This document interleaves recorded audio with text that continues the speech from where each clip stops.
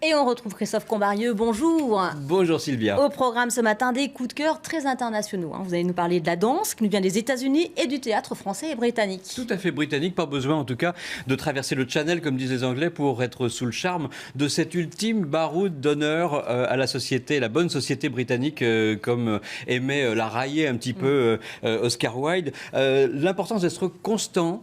Vous vous souvenez forcément de cette pièce qui est l'ultime œuvre d'Oscar Wilde qu'il avait écrit en 1895. Jean-Marie Besset aujourd'hui l'a adapté, c'est devenu l'importance d'être sérieux. Pourquoi sérieux? Parce qu'en fait le personnage principal s'appelle Ernest et Ernest en anglais veut dire sérieux. Alors bon, c'est un festival de bons mots, de truculence, de répliques assassines, si vous voulez quelques exemples.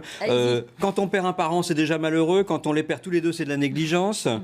Ou encore pour nos amis politiques, dans les affaires de la plus haute importance, la chose essentielle, c'est la manière et non la sincérité, si ça vous donne quelques idées, tout à fait. Alors, c'est au Théâtre Montparnasse tous les soirs, une très très belle brochette de comédiens, parmi eux l'excellent Arnaud Denis, qui est sans doute l'un des chefs de file de la nouvelle génération de comédiens. Je vous propose qu'on envoie tout de suite un extrait de cette importance d'être constant, sérieux.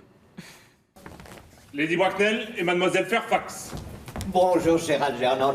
J'espère que tu mènes une existence honnête. Je mène une existence délicieuse, ma tante. Oh, ce n'est pas la même chose. À dire vrai, c'est très souvent le contraire. Ah, toi, tu es jolie comme tout.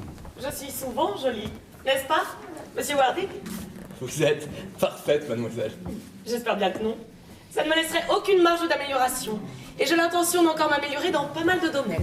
Excuse-nous d'être en retard, cher Algernon.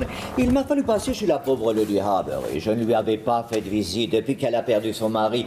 Je n'ai jamais vu une femme aussi changée. Elle paraît 20 ans de moins. Mais je veux bien une tasse de thé et ces fameux sandwichs au concombre que tu m'apportes. Mais certainement, ma tante. Viens donc t'asseoir avec nous, Gwendoline. Merci maman, je suis très bien où je suis. Lane! Alors il faut quand même savoir que celui qui fait celle qui fait cette vieille dame, c'est en fait un homme, c'est un comédien extraordinaire qui est Claude Aufort. L'importance d'être sérieux d'Oscar Wilde, c'est tous les soirs au Théâtre Montparnasse et il n'y en a que 50, donc il faut se dépêcher.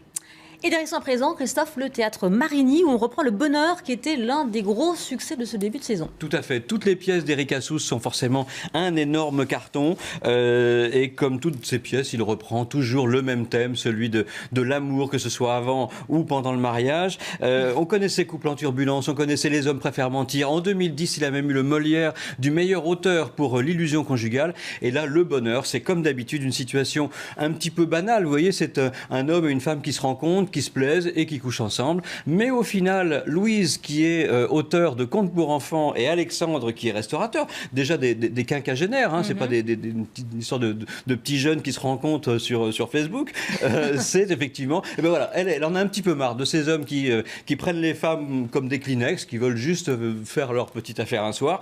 Alors elle décide de le séquestrer. Donc c'est une bonne opération. Encore une fois, à méditer, pourquoi pas. Alors en fait, Éric Assous soulève la question de savoir est-ce qu'on peut faire abstraction du passé pour se lancer dans un futur amoureux? La réponse est au Théâtre Marigny. Et encore une fois, il n'y en a que 30. C'est du 3 au 28 avril. C'est une reprise un peu exceptionnelle.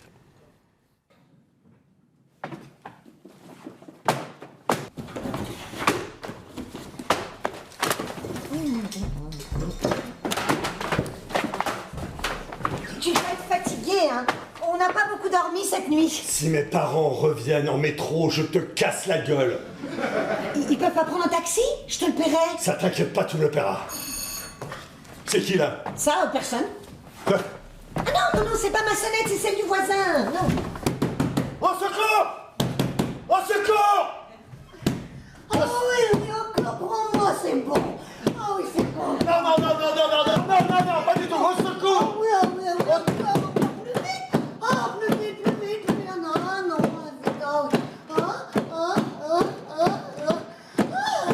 C'est bon, oui, encore.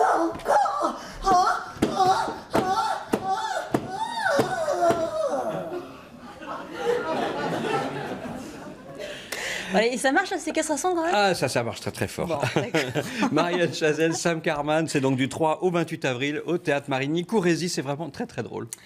Alors, pour finir, Christophe, changement radical d'atmosphère. On ne séquestre plus. On va voir la compagnie de danse américaine Pilobolus qui s'installe pour quelques jours seulement aussi à Paris. Tout à fait, ce sera du 9 au 21 avril. Ce sera au Folies Bergère. C'est une compagnie qui fête déjà ses 40 ans. Une compagnie donc américaine qui a été 100 fois récompensée par des awards aux États-Unis pour cette originalité et cette créativité. Ils viendront nous présenter leur nouvelle création. Ça s'appelle Shadowland, le monde des ombres. Ça a été écrit par Steven Banks. Est-ce que vous savez qui est Steven Banks? C'est le créateur de Bob l'éponge.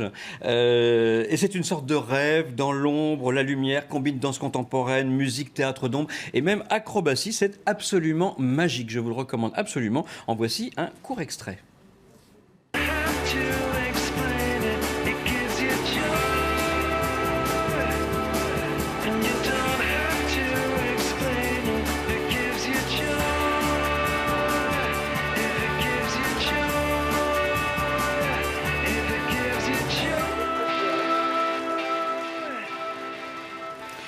Shadowland. Qui peut être familial aussi. Hein. C'est très très familial. Bon, c'est pas très très long, mais ça donne quand même une bonne idée.